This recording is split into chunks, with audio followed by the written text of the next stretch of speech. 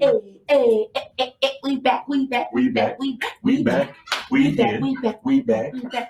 What's up, everybody? Like we never left. And it's your girl Mignon. And like we never left. I'm Corey. I was into the We Back dance. Yeah. Song. We're back with another episode of Tea and Worship. Just the tea, right? I ain't drinking that because I don't know who made it. But this is the tea, and we got the worship as well. We want to welcome you back. We are so glad to be back for officially the 5th season of Hope TV, but our actual 2nd season. So we're so glad that you joined us last week for the first episode of our new season. But also we're back because of you, because you've been watching us, because you've been liking, you've been sharing. But we want you to continue. So make sure you hit that like button right now. Make sure you subscribe, hit that bell so you can get the reminders. And make sure you share this. Share this with friends, families, co-workers, your aunties. The cat. We want them to watch too. Okay. Everybody, but make sure you share it because we want you to be watching this good show. We ain't seen you in a while. New hair, a new body, Yeah. Mignon the Stallion. Minnie the Stallion. No, for real. But last week, our very own pastor released his album, God, period. Woo! And might I add, it is incredible. I mean, we went to the listening party, and listening parties, you're supposed to play like snippets. My God, they played the entire record. They had to because the people were like, it was so good. Can I hear more? Yeah, they kept saying, play, keep playing. And I'm gonna be honest, Minnie. Normally you expect the album to be, 3-4 songs, maybe at best, that you're like, oh, those are really good. And I honestly thought they would play 1 or 2. And even though it's you, Pastor, and we love you or whatever, but I'm gonna be honest, I thought there would be like 1 or 2 songs that I was gonna be like, can you skip that? But no, every song I genuinely album love. Fillers. Yeah, exactly. It might have been 1, but I mean, even the album filler was good. Yeah. It was really very versatile. You gave us the pastor and then you gave us the artist, and it's just incredible. So if you do not have it, shame on you. Go get it. E. Dewey Smith. Go get God, period. All right. Go get it. Please go get it.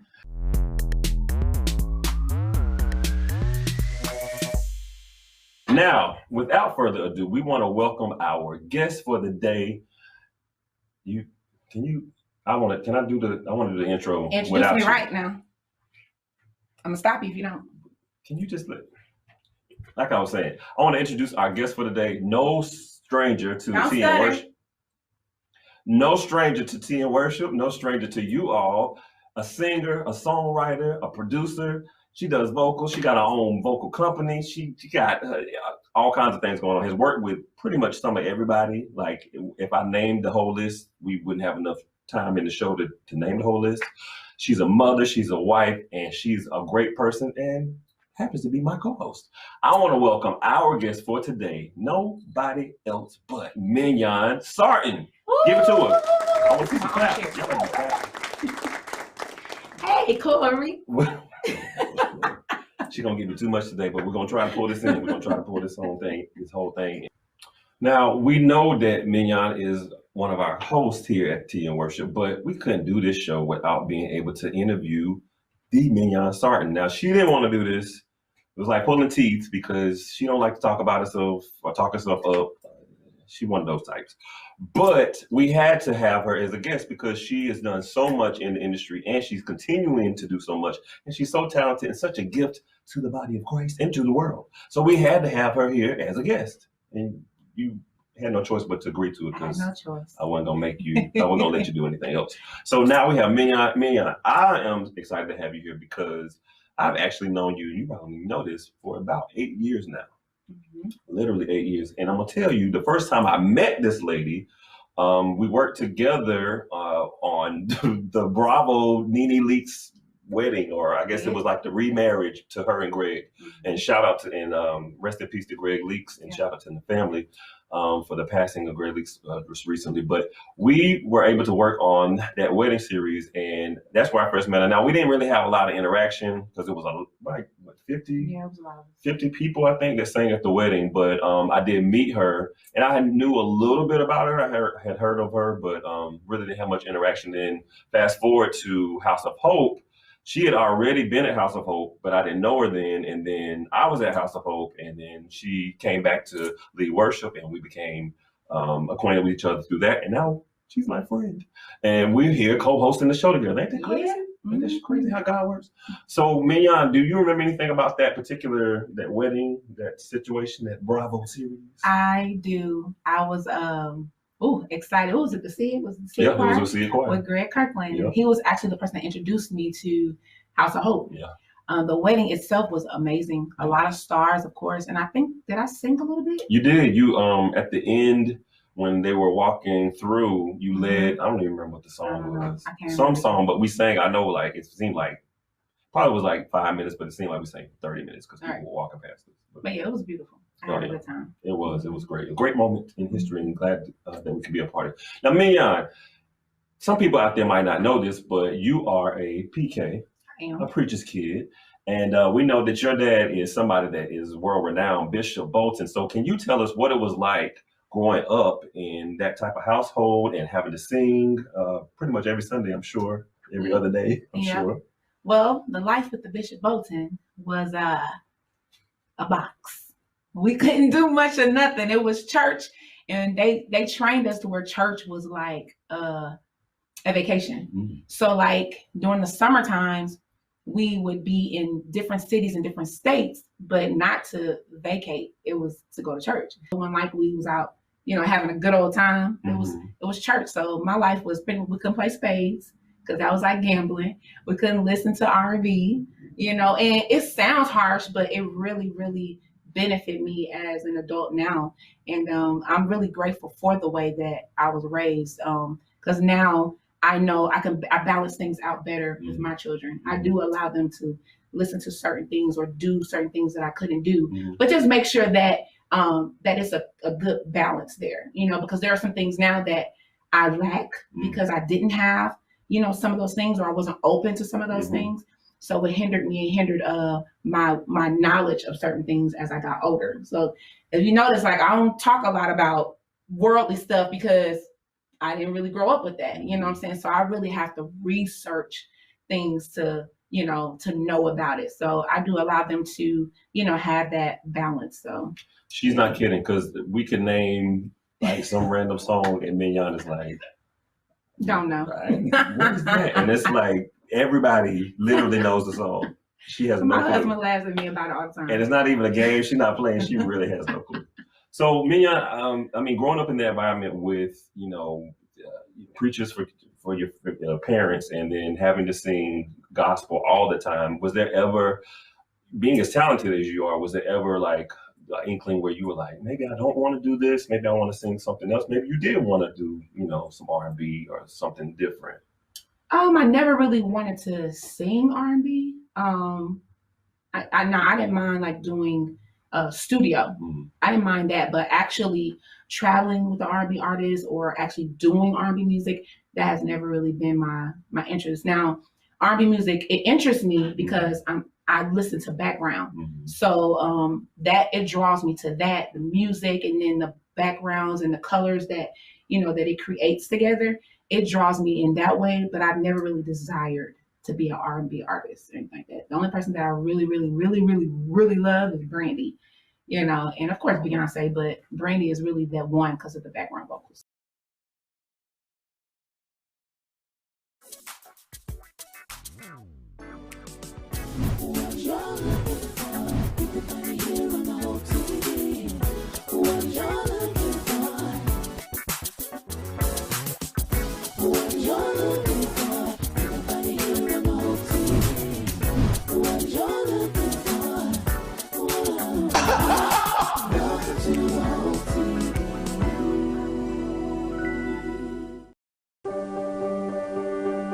Being prepared is a part of who you are, but it's especially important in the case of a disaster.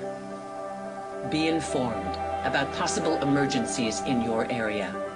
Make a plan that covers where you go in an emergency. Build a kit with the things you need to survive. There's no one more capable of planning for your situation than you. Start your plan today. Go to ready.gov/myplan.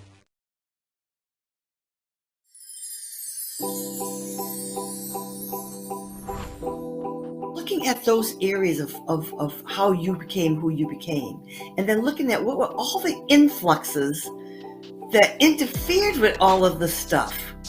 We don't like to do that. That's too much work, Selena. Sometimes you have to take it in small pieces, in small fragments. You can't just run through it and say, okay, let's merrily do this work. It'll be fun. No, it's not fun work. It's painful. But we have to do it to get through it.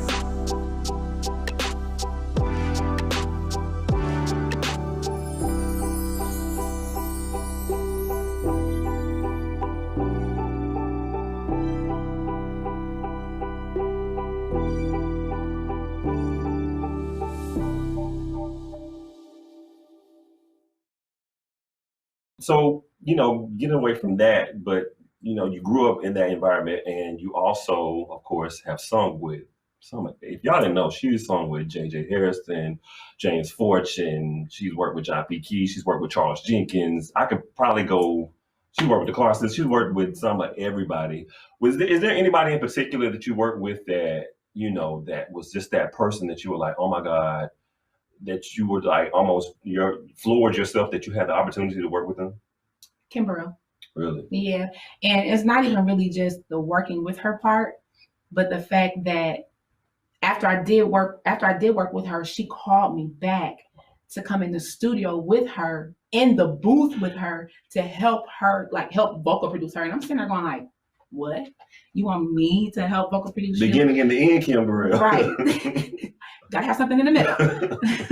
But yeah, that part right there floored me, because like you said, I never really boast, I'm saying, I'm not pushing myself up, or, I just never really seen myself like everybody else, saw me. It's now only really been since in my late 30s that I'm just now really embracing who I really am. Wow. So yeah, that's been like the most amazing moment in my career, was that moment when she called me. That little big thing, her calling me, wanted me to come in the booth with her.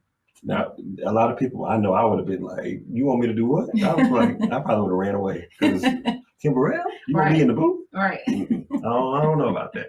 So we know that you're married to Mr. George Sarton Sr., and you have 3 boys, and your husband is also a musician. Mm-hmm. So what's that like, being in such a musical household? I mean, I guess you grew up in it, so you're used to it, but being married, now that you're an adult and you're married and you have children, what's that like? It's a headache. I try not to sing at home because I don't have to. My boys sing 24/7. It's like nonstop. They not singing. Gabe somewhere beating on drums. Me and George, we hardly ever sing. That's crazy. We don't sing. I can't even say hardly ever. We don't. Wow. We don't sing at home. It's not until we go to church, and then when the boys go to bed, and then we prepare for worship. Mm-hmm. But just singing around the house, the boys do it. So my house, literally, I don't have a living room. My living room is a stage. Yeah, it's a stage. They move my couches out the way. They find boxes, and they place the boxes down as speakers, monitors, and they use my socks for towels and sweating, and they use my vacuum cleaner for a mic stand. So everything in the house they use. I can't find my forks and spoons because those are the mics. So I just buy plasticware now. Wow. Yeah, because my silverware disappeared. Wow. Now, many of us know her as a worship leader, of course, and she's the director of worship and arts at the House of Hope Atlanta. And you led worship at several other places like Elizabeth Baptist Church, Oasis. You led there, correct? Or no?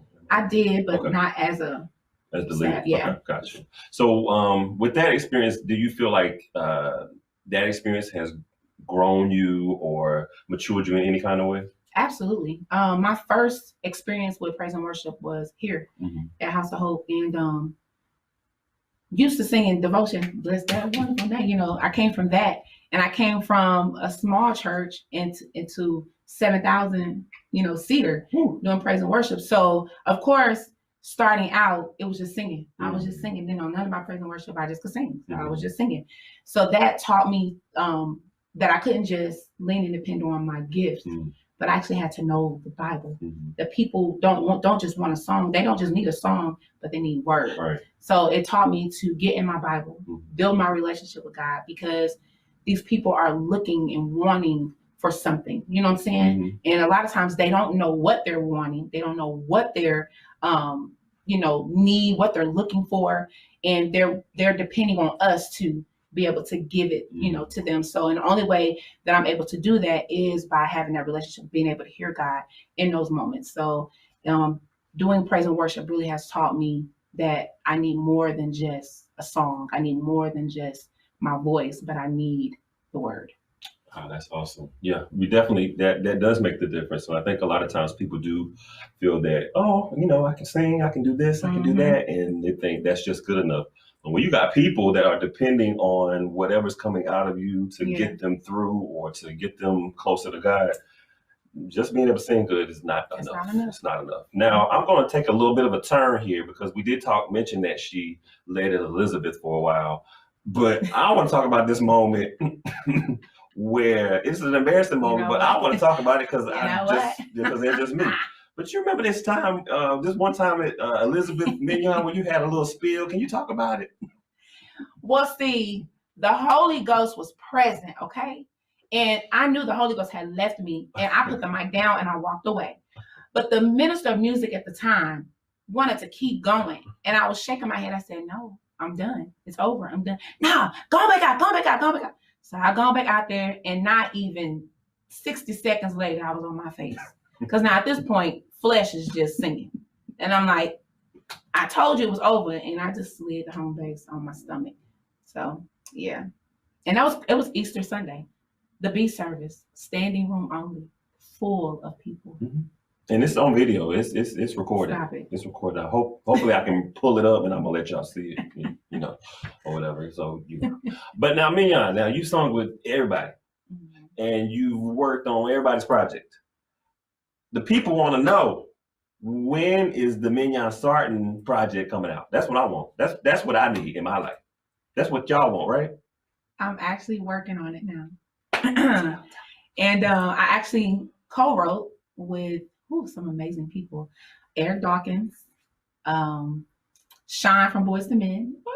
Yeah, my husband, and then a young lady named Faith Anderson. What? Yeah, we all wrote on one song. It's called Waited, and it's actually lyrically done. The music is almost done. So hopefully that will be a single, because it's amazing. The record that I'm trying to do, I don't want it to be, I know everybody know me as worship leader. Mm-hmm. That's kind of been what I've been these past 3 years, especially with the pandemic. But this record, I wanted to tell a story. Mm-hmm. I don't want it to just be church. Now that.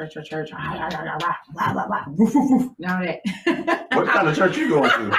Puppy Pound? People want you to holler and scream and lose your voice. That's true. But I want to actually tell a story, and I want not just a story, but my story. Mm-hmm. So each song is intentional. Each song is going to talk about something specific in my life. And so the song You Waited is special to me because I've waited for a lot of things, and I've continued to wait. And the Bible says good things come to those who wait, so it's not always a bad thing that you have to wait. Just know in your wait that in due season, you shall reap. So while you're waiting, just continue to plant those good seeds. I know you can get frustrated and, want to give up. And I did that plenty of times, threw the towel in, plenty of times, said, forget it. This ain't for me. This ain't what God wants me to do. I'm just going to do praise and worship, be a mommy, be a wife, and that's it. Wow. But in due season, God will start bringing the people and the things that you need in order for the promise that he made to be revealed, to manifest. I remember a couple of years back, Pastor does that. Didn't I tell y'all it will be all right? And I think this might be the first time that I actually did. It'll be all right. The Greg's part. And I remember saying something like, remember. God is saying, remember what I told you. Remember what I said. And that's how you can agree that it's going to be all right. Because I remember he said, boom, boom, boom, boom, boom. He said, I will have this. He said, I will do this. So yeah, it's going to be all right. It don't look like it right now, but it's going to be all right because he said it. Wow. You said a lot there, especially, with waiting, because I think a lot of times we want, the promise of God right now. We want the manifestation right now. I got to see it now. But, the great thing about God is that he's going to give it to you when it's time. And it's just like a fruit, if it's not ripe, you pick it off the tree, you bite into that thing, it's gross. Yes, but when it's ripe and it's ready to be picked, it's delicious.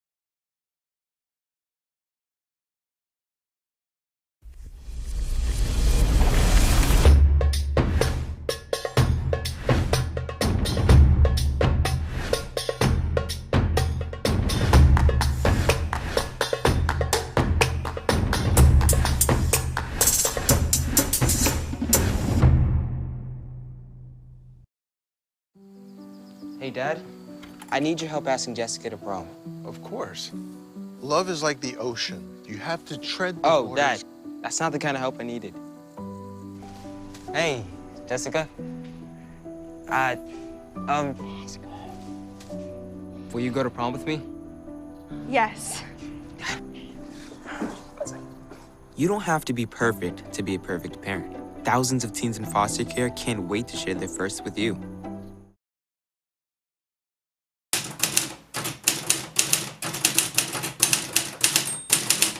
Have you seen more people now trying to do wills and estate planning now that we've gone through, still going through the COVID-19 phase of our lives? I've seen a lot more people trying to do that, to have wills, to have healthcare directives, to even to the point of having living trust. For example, a will goes through probate, so it's public knowledge. The trusts are not public knowledge, so families are really starting to take a hard look at what if I'm incapacitated.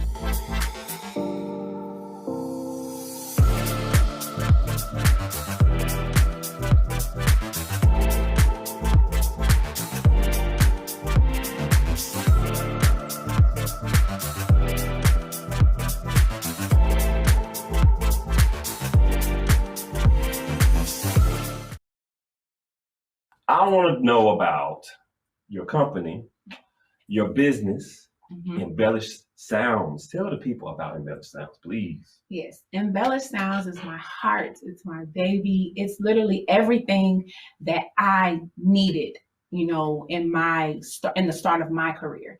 Embellish Sounds is literally a platform for creatives, a platform for singers who desire to make singing a career for them. It creates platforms to making your dreams come true, singing with artists that you didn't think you ever would, you know, sing with. And not only just that, but we offer vocal training, mentorship, you know what I'm saying? And then one of the things that I know I needed in a mentor was somebody to tell me it's okay to say no. It's okay to not accept everything. You know, that's one of the things that killed me even vocally, was feeling like I had to say yes to everything. And now everything that I've learned, I don't want to die with it. So I asked God to give me some people that I can pour into. And I told him, I was like, with this company, I don't want just anybody. I don't want people that feel like they've already made it or already arrived. I said, I want people whose hearts are pure, people who really desire to do this, to really desire to do ministry, you know. And but another thing is that Embellish Sounds is not just gospel music, you know what I'm saying? We do what's the bands, corporate bands. So we do corporate band music, R&B, jazz, you know. And the amazing thing about Embellish Sounds is that we literally have all of that in there. They can sing literally anything, you know. We have an educator in there. We were learning something for Israel. You know, Israel does a lot of Spanish and stuff like that. So when we heard it, we was all sitting there going.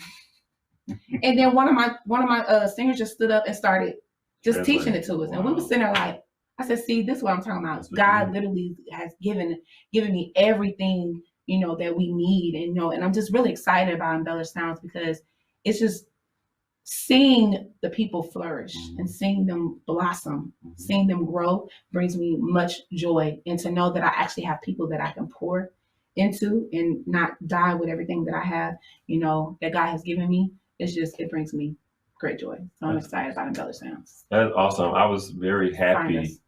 Yes, look them up. Because I remember when you were actually talking about, you know, doing it, and I was so happy for you and excited because I know that you are a perfect person to have a platform like that and to be able to pour into other people. And I know that that's like just a part of your heart, you know, to be able to see other people flourish. And she didn't even mention the fact that, you know, that they were featured in the Aretha Franklin Respect movie. They recently did Praise in the Park. I was gonna say parking lot because I've been joking with her, but Praise in the Park recently. And tell them some of the people that y'all work with, like just in the little bit of time that you've even had this company. Well, for Praise in the Park, we worked with Charles Jenkins, Israel, Monica Lisa Stevenson, Edoy Smith, and and then Jules. And it was just incredible. But we've worked with Kirk Franklin, Isaac Curry, an R&B artist. I can't mention his name yet because it ain't out yet. Okay. It's so many more. I mean, just follow us on Instagram and you'll Just name see. dropping. You asked me the name. You did. Hallelujah! Really? That's what we doing? Is that what we doing? It's an inside. Yeah, y'all might not get it. But something's wrong with her, as you can see. But no, that is also like I wanted you to mention the names because I wanted the people to know like some of the people that you guys have been able to work with, and just the short time that you've even been come together. Like that's amazing to me. That is amazing. Well, before we go, Mignon, I just wanted to for you because of the all the things that you've done, and I know that you're inspiration to many singers, many artists, many musicians, producers. Could you give the people some words of wisdom, some kind of inspiration, just to be able to? Because a lot of people aspire to do some of the things that you have done or that you're doing, and give us some words of wisdom. Absolutely. So even to go back to the whole waiting thing, even with Embellished Sounds, the year that I was launching, which is supposed to be in Vegas, the pandemic hit, and so immediately I went into a depression. Yeah, and to be honest with you, like people had decided not to go to the actual Stella show to come to the Embellished Sounds launch because the lineup was so crazy. It was just going to be amazing. But I immediately, went into a depression because I'm like, now if you told me like this is what I'm supposed to be doing, you allow me to get all this together, and then you allow a pandemic happen. So for almost 2 years, Embellished Sounds went silent. Wow. Because I just was fighting that spirit, of depression and just fighting that what if, am I doubting, all that fear. But instead of me laying and resting there, God was like, get up, prepare yourself. So even when you're in those hard moments, when you're in those moments of confusion, in those moments of doubt, push through, prepare yourself for the other side, because you're going to come out of that.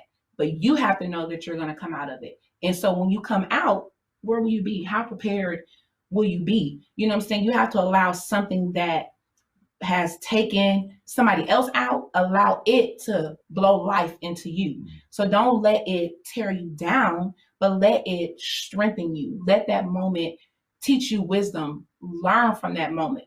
Learn what you shouldn't have done, what you should do.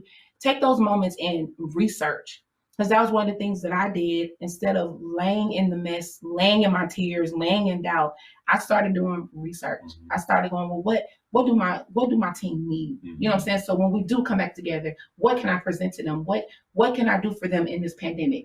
So many things were given to us, taking advantage of the moment. You know what I'm saying? With the Zoom calls, with emailing encouraging words, just, emailing them, even when I would start seeing like other artists looking for singers or other artists looking for, talent, I would send them those things. Hey, audition for this. Hey, audition for that. Because even though I may not can do what I want to do at this moment, it still doesn't cause me to lock my hands up and still not think about them. Right. So there are other ways that I was still able to, reach out to them. So just start being creative in those downtimes, in those moments, and don't let defeat take over your mind, but just use those opportunities to grow wisdom and build and so, and just prepare yourself. Just you have to get into position to be ready for when the floodgates open.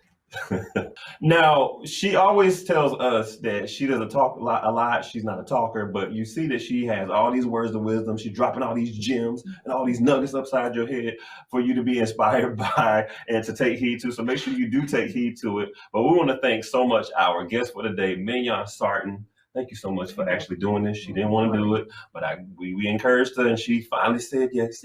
But we're so glad that she came today. It was great. It was amazing for you to be here. And we also want you to know, we want you to join us next week for Tea and Worship. Now, things are going to look a little different. So don't be, alarmed. The set's going to be a little different. It's going to be a little bit uplifted, okay? A little bit elevated, huh? Elevated, We're gonna be brought up a little bit. So do not be alarmed. You're gonna love it. I promise you, you're going to love it. And before we go, we're going to shoot you over to a performance by the Mignon Sarton. So make sure you check that out before we go. But thank you so much for joining us for Tea and Worship. Make sure you come back and see us next week. Can I jump in?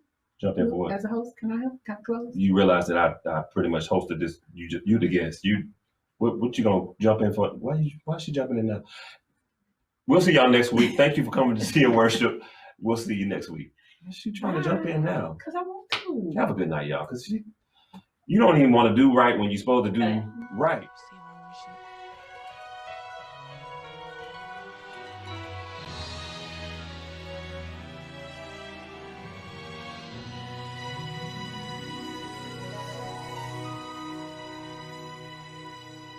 Lord, you are good.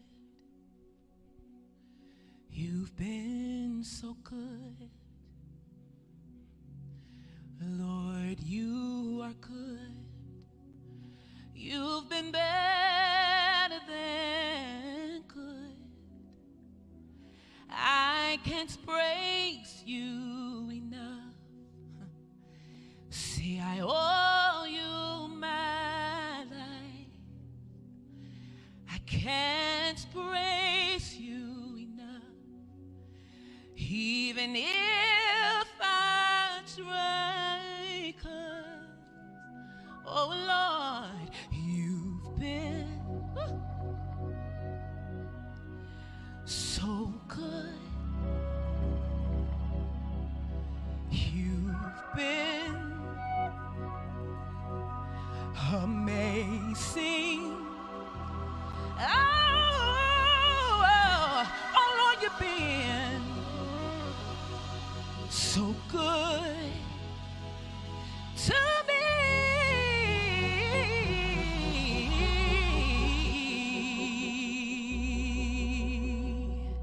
Hallelujah. Yes, Lord. Lord, you are good. You've been so good. Yeah. Lord, you are good. You've been better than good. I can't praise you enough. I owe you my life. Can't praise you enough. Even if I try, 'cause you've been so good.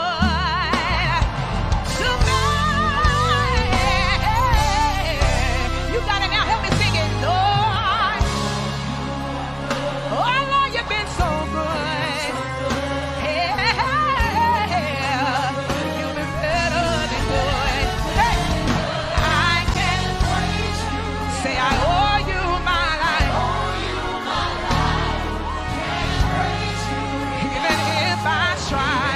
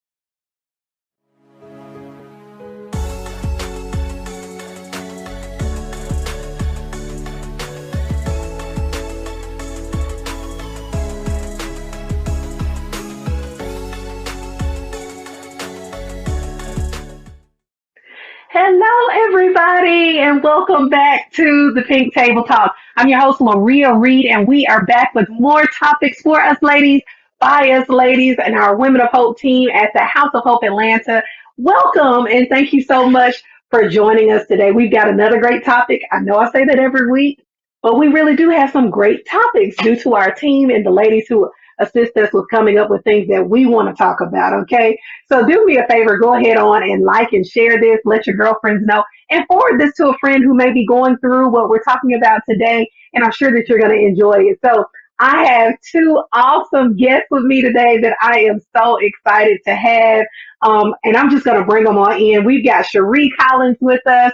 We've got Christy Morris with us, two women who are just awesome. So Christy and Cherie, come on in and let's see your beautiful faces. Look at them, y'all. Don't they look good? Hey, y'all. Hi.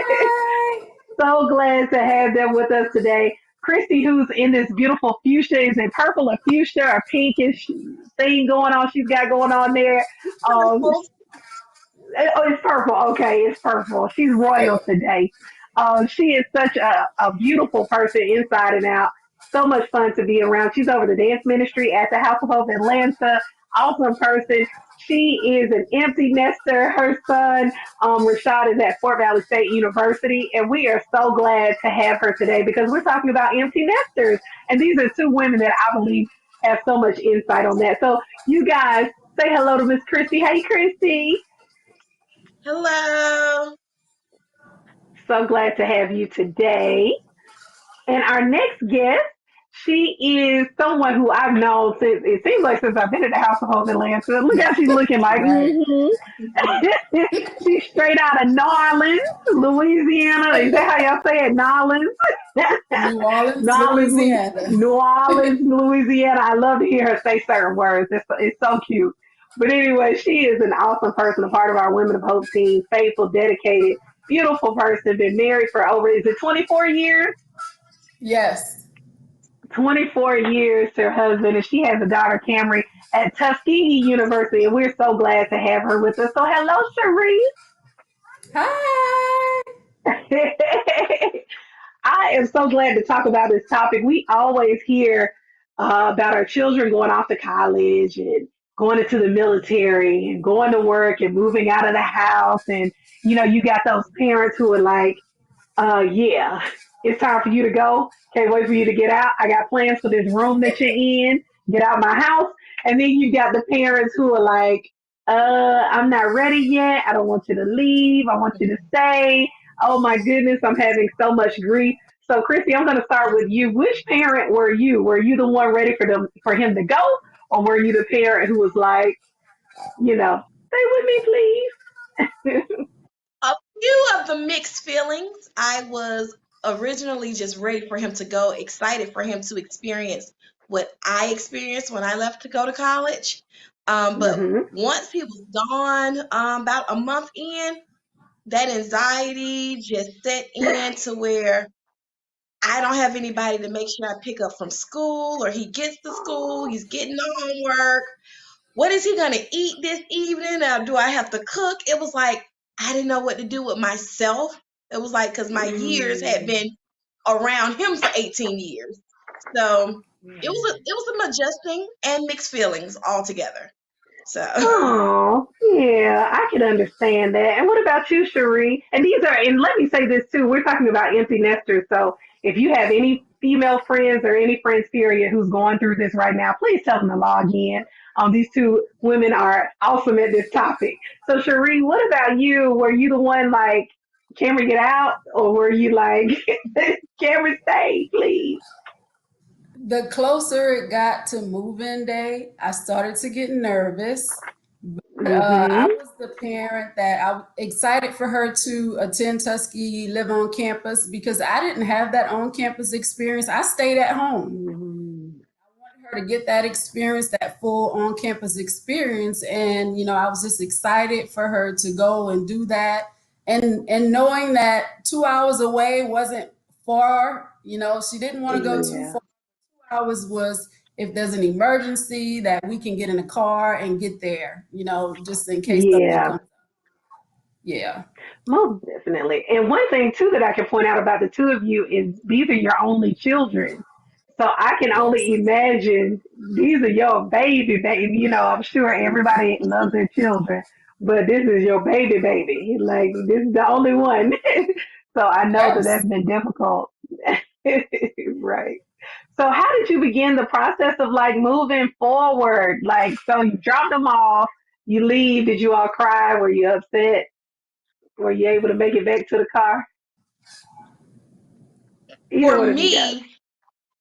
me, it was kind of little easy since his best friend, who's TJ, who's also a member of the church, they were roommates. So Okay. his mother was there too. So we were dropping them off at the same time. Our families were there, and Miss Guthrie actually cried first. I was like, "Why is she crying?" I'm telling her business. So so then it was when I got in the car and we actually hugged that I did start to cry. And because I don't, like I said, I had that experience. So I don't remember that when my mom and them left. But for me, it had just been us for so many years because I am a single parent. So for so many Hmm. years, it was just us. So I really needed to learn how to adjust to coming Hmm. into who I am solely Right. as a person, not having to care for someone day in and day out. So it was, yeah, Right. it was a Right. major experience for me. Mm. So how did you move forward? What did you do to move forward? And I'll start with you, Cherie. About after you dropped them off, like what was the next step for you? Now, my husband and I, we didn't cry. We both were on each cheek. We gave her a kiss. We gave her a hug. But when we were driving off, I remembered, oh, I have cash for Camry, so we need to go back so that I can give her the cash money.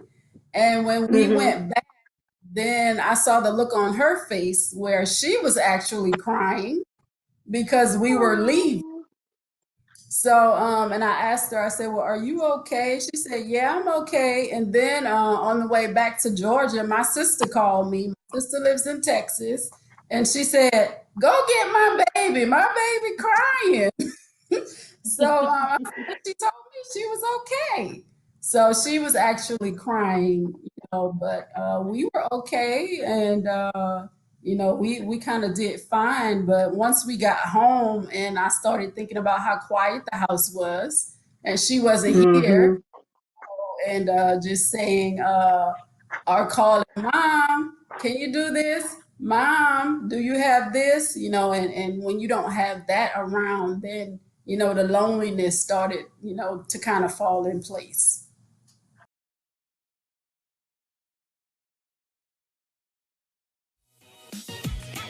What's up, y'all? It's your boy Jermaine Dolly, Mr. Hello Dolly himself. And guess what? You're tuned in to Tea and Worship with my homies, Mignon and Corey. Keep it locked, y'all.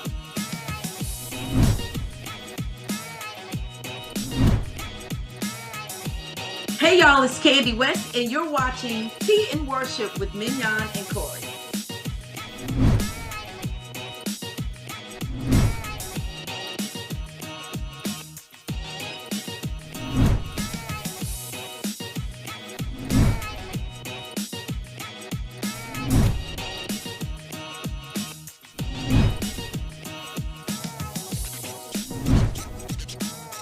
It's your boy James Fortune, and you are watching my favorite news show, Tea and Worship, with my sis Mignon and Corey.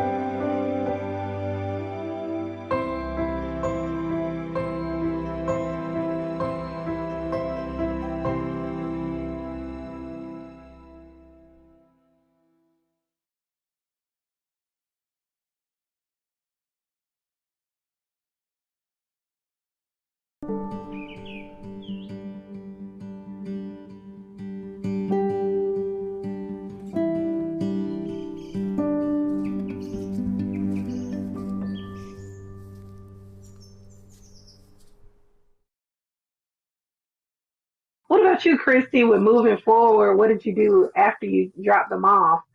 Like with moving forward, I should say. Well, for me,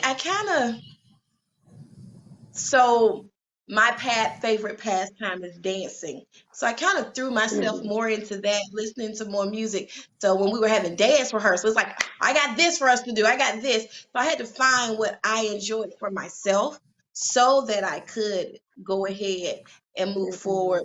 And then I was able to be out with my friends a little more because that gave me more free time. Along with I did have to talk to some people, like my cousin, because her daughter had already went to college. And so I was able to talk to her on my days that were kind of lonely and everything like that. We could just sit and talk. And because one day she had to tell me to pull off the highway because you're crying. So I had to just take a moment because it was, again, I just had to learn who I was as a person so that I could move forward and start going out more and being with my friends and doing things that I didn't have to worry about what he had going on. Right. And you just went right into my next question about did you start going out? And I know I was reading an article about empty nesters and it talked about how you should look more into what you can be doing. And I don't know how true that is because I don't have any children that are off in college or anything like that. But, you know, looking into what you want to do. And that's what I heard you saying, Christy, about that. So, Cherie, did you begin going out more with your husband or y'all start hanging out more or you start doing a new hobby or did you do anything different? Yes. Well, before Cameron was born, every Friday was our date night. We would go out to dinner. So we brought that back. When she was at home, it would be more of a family Friday out to dinner night. And then when she went to college, we were back together on the Friday date nights. And then on Saturdays, we go bike riding. Some days, if it's raining outside, we'll play Connect Four, we'll play Uno, you know, play games just to kind of keep ourselves busy and to have fun. We look at funny movies and laugh, you know. So we had to start being more creative since Camry wasn't home and start enjoying, you know, each other again since, you know, she is now and going to college and then it's the two of us again. Right. Wow. And I was thinking back on when I went to college and I remember calling home to talk to my mom, kind of like what you all, I'm sure, have experienced. And it was like my mom was like another person. She's probably watching. She was another person at that point. She was like, because growing up, you know, it's like your mom, but I actually got to meet Gloria, which is her first name. And I was like, oh, hey.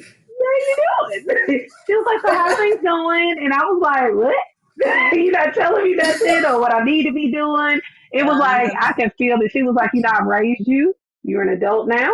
It's time for you to move forward. You know, that kind of thing. So my question to you guys is how has your relationship changed with your children? Is it still kind of mothering-ish or has it developed into more of a friendship? You know, that sort of thing. So I'll ask you first, Christy, how has the relationship changed with him not being under your roof, so to speak? Well, for those two things, you know, I try to understand that when he's home for the weekend or for the summer, that I know you're used to doing your own thing when you're away at college, but you still have rules to live by when you come home. Right. So he doesn't per se have a curfew, but I'm aware of where he is. So I can gauge. I know his friends, and I'm always telling him to be mindful of the people that you're around. So I know his friends, so I know about what times they got to be home to know what time you need to be home or headed home in that direction. So the good thing about it is I always want to keep that balance so he can know, for me, as a single parent, and some people have taught that the son is the man of the house. I let my son know, you're not the man of this house. You're my son, because I need you to understand your role and they're not equal. So I'm going to always parent him. But I also am grateful for the friendship and relationship that has been able to develop, because there's still a fine line of I'm your mother first, and then we can develop our smooth and relaxed, friendly relationship with one another. So for me, parenting never ends. And I Right. will always parent him the same way we just had a conversation the other day. I need him to understand the things he needs to do when he's in college, not try to be preachy or motherly to him, but for if he have questions of things, directions he need to go to on campus, go talk to your advisors on these type of things. I want you to know that I'm always going to be in your corner and that I'm going to guide you that entire way. Right. Right. So Right. That's awesome. That's a very good statement. Thank you for that. What about you, Cherie? How's the relationship now? Our relationship has always been close, but since she's out of the house at college now, it has gotten closer. She calls FaceTime every day, and she'll say, Mom, guess what? This is going on. Let me tell you the tea. She said she wants to tell me the tea. Right. But, so I know her friends, and even when her friends are going through things, I just try to talk to her to encourage them and, just to let her know, okay, you need to stay focused and be balanced, go to class and have fun. Have fun, but choose your friends, wisely.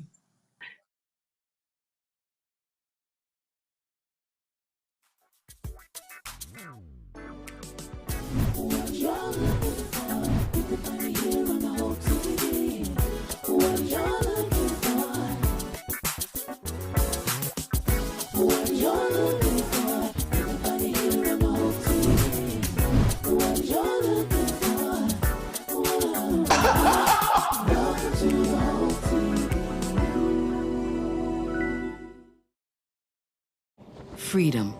It's at the core of who we are. The freedom to live without fear, to jog where we please, to wear a hoodie. The freedom to breathe. Before we celebrate the freedom most Americans have, we must fight for the freedom all Americans deserve. Because all lives can't matter until Black lives matter.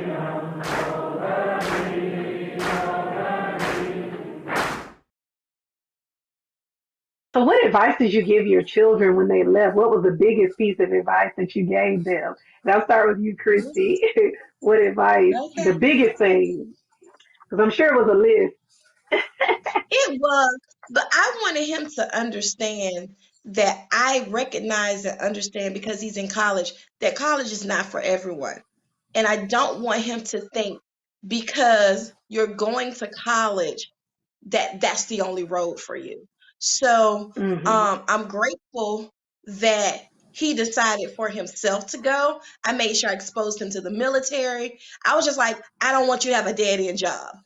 So it's something Right. beyond high school. In my opinion, that's how I feel for my child.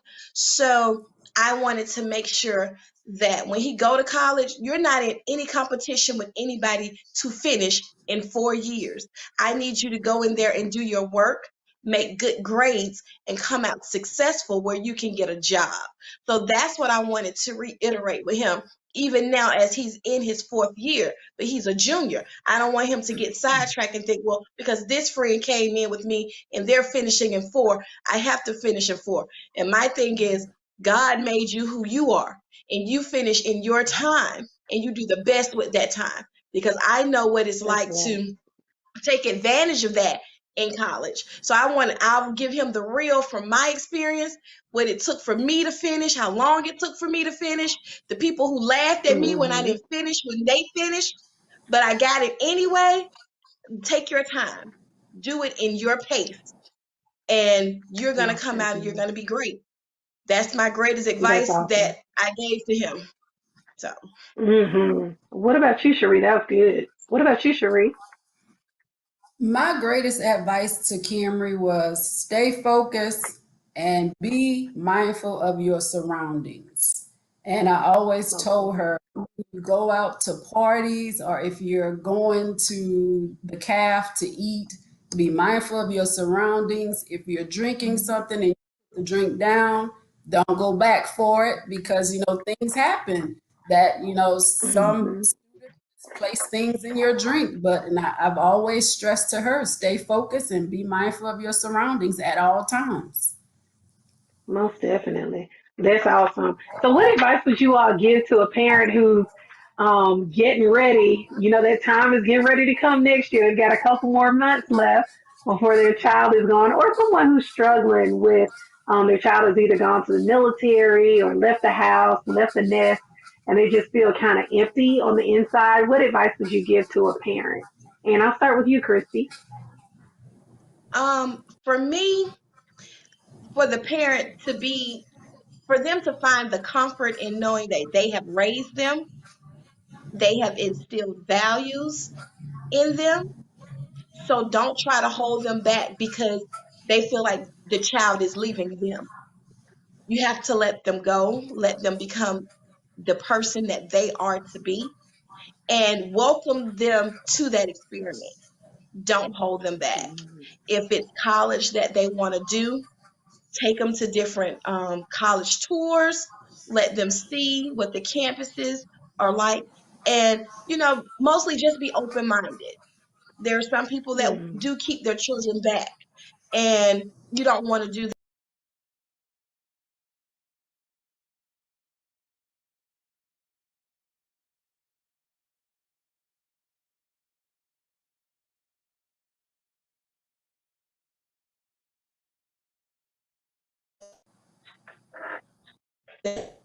Uh-oh. I went out. Hello? Okay. It did. Are we all back? Where did you all go out Yeah. too? Yeah. Okay.